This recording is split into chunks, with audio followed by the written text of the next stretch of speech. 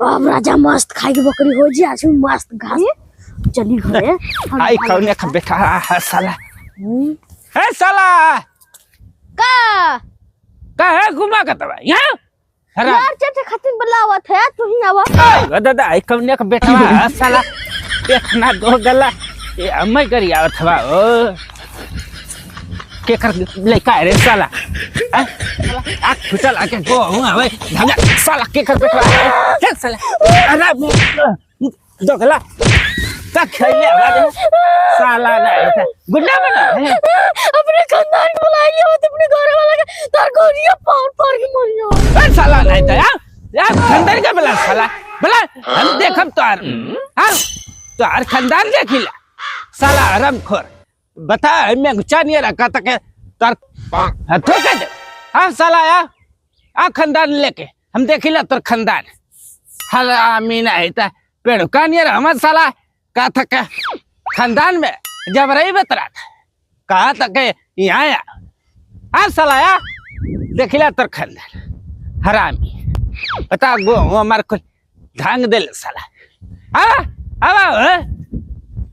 आ साला हराम करवाया खिया के खचरिया दिले वजह साला रे बताओ इतना मोट का साला पड़वा नहीं पड़ रहा था गोगा में उलाटा था हमारा तो कहा था पूरा खानदान के बुला किया आ साला आ मन तो कैले सके नटैया चाप दे हो साला एक गोवा में उलट पलट दे तो आ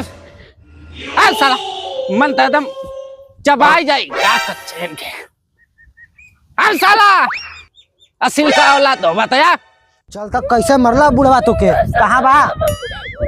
इतने घासी खातिर मर ले बा आज साले को गाड़ का चाम छोड़ाई दे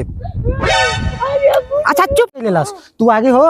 तू बुढ़ा से लड़ाई लगाए हम भागे खातिर तैयार है ठीक फिर तो एकदम छोड़ा देबो के हम उसिया का करबे गड़िया मार बियत करब ओकर गणिया मरबे चल मार भागे खातिर तो हम तैयार है भाई ए भौजी तू हमसे बड़ा हवा ना हां तो तू आगे होवा ना हम भागे खातिर तैयार है ये है हां भागे खातिर हम तैयार है ऐसा बा ना हां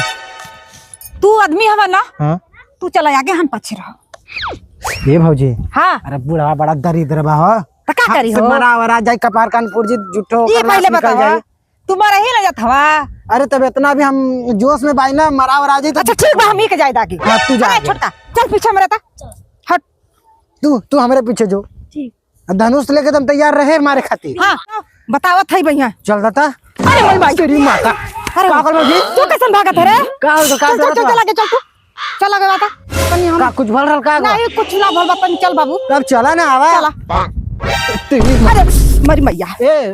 छोटका यहाँ बुढ़वा तो के मरला है ना तू आगे रह तो तिरवा रे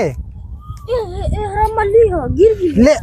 मार दियो बुढ़वा के गांड में तो नेत के मारे ओकर हगनौरी में चल का रे खूब मल्ले हरे मार के एकदम करिया टेर कइले हाथ तो है ना आगे चल चल हट तो चला अरे सतो एकदम मार भाई ससक लो बंडक छितरा जा बजा आ साला रे अवस आ अवस साला रे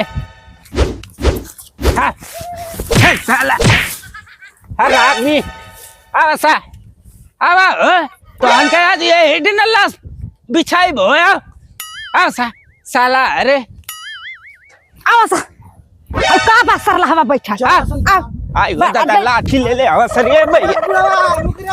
अरे आई हो भैया